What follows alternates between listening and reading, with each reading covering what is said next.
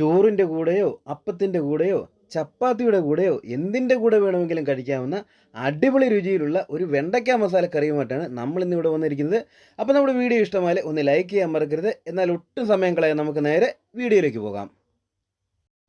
വെണ്ടയ്ക്ക മസാലക്കറി ഉണ്ടാക്കാനായിട്ട് ഒരു 1/4 കിലോ വെണ്ടയ്ക്ക നമ്മളെടുത്ത് കഴുകി വൃത്തിയാക്കി വെച്ചിട്ടുണ്ട്. ഇനി ഇതൊന്ന് കട്ട് ചെയ്തെടുക്കണം.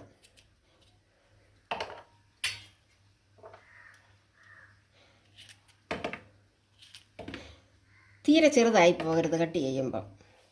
ഈ വലിപ്പത്തിൽ വേണം വെണ്ടയ്ക്ക കട്ട് ചെയ്യാൻ.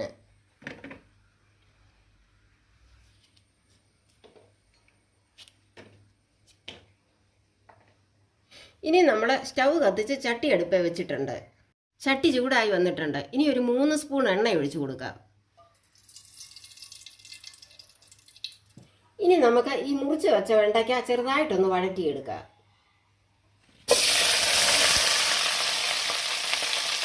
വെണ്ടയ്ക്കായുടെ വഴുവഴുപ്പൊന്ന് മാറിക്കിട്ടാനാണ് നമ്മൾ വഴറ്റിയെടുക്കുന്നത്.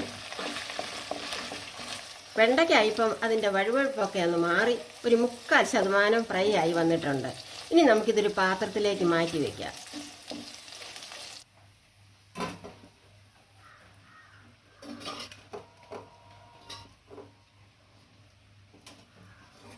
വീണ്ടും നമുക്ക് അതേ പാത്രത്തിലേക്ക് തന്നെ ഒരു 3 സ്പൂൺ എണ്ണ കൂടി ഒഴിച്ചു കൊടുക്കാം. എണ്ണ ചൂടായി വന്നതിന് ശേഷം ഒരു സവാള ചെറുതായിട്ട് അരിഞ്ഞു വെച്ചിട്ടുണ്ട്, അതങ്ങോട്ട് ഇട്ട് കൊടുക്കാം.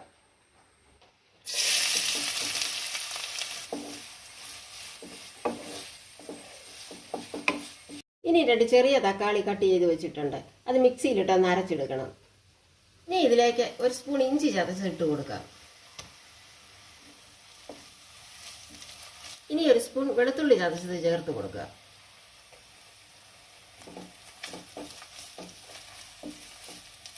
ഇനി 1 സ്പൂൺ മുളക് പൊടി അങ്ങോട്ട് ചേർത്ത് കൊടുക്കാം.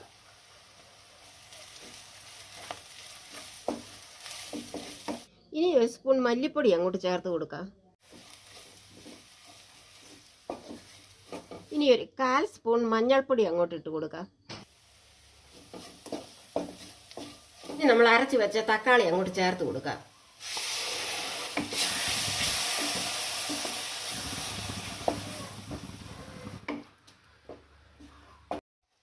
ഇനി നമുക്ക് പാകത്തിനുള്ള ഉപ്പ് ചേർത്ത് കൊടുക്കാം.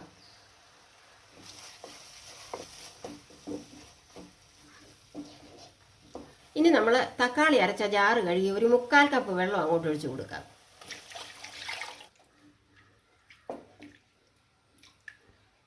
ഇനി ഈ മസാലയുടെയൊക്കെ പച്ചമണം മാറുന്നവരെ ഒരു 3 മിനിറ്റ് ഒന്ന് അടച്ചു വെക്കാം. ഇപ്പോൾ ഒരു 3 മിനിറ്റ് സമയമായി. നമുക്കിനി ഒന്ന് തുറന്ന് നോക്കാം. ഗ്രേവിയൊക്കെ കുറുകി നല്ല കളറായിട്ട് വന്നിട്ടുണ്ട്. നമ്മൾ കാശ്മീരി മുളക് പൊടിയാണ് ചേർത്തത്. ഇനി നമുക്കൊരു 1/2 കപ്പ് തൈര് അങ്ങോട്ട് ചേർത്ത് കൊടുക്കാം.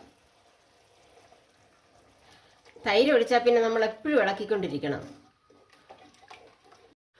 നമ്മുടെ ഈ വെണ്ടയ്ക്ക മസാലക്കറിക്ക് തൈര് ഒഴിവാക്കാൻ പറ്റാത്ത ഒരു ചേരുവയാണ്. ഇനി ഇതിലേക്ക് ഫ്രൈ ആക്കി വെച്ചിരിക്കുന്ന ആ വെണ്ടയ്ക്ക അങ്ങോട്ട് ചേർത്ത് കൊടുക്കാം.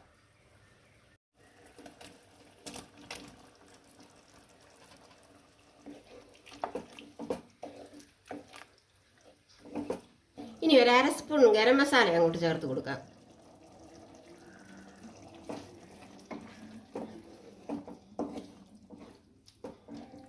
ഇനി ഒരു 1/2 സ്പൂൺ കുരുമുളക് പൊടിയും കൂടെ അങ്ങോട്ട് ചേർത്ത് കൊടുക്കാം.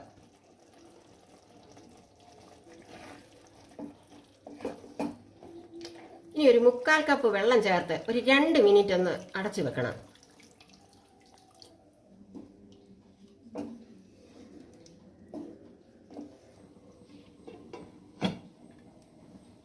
ഇപ്പോൾ ഒരു 2 മിനിറ്റ് സമയം കഴിഞ്ഞു. ഇനി ഒന്ന് തുറന്നു നോക്കാം. നമ്മുടെ കറി നല്ല അടിപൊളിയായിട്ട് വന്നിട്ടുണ്ട്. ഇനി നമുക്ക് അതിലേക്ക് കുറച്ച് മല്ലിയിലയും കൂടെ തൂവി കൊടുക്കാം.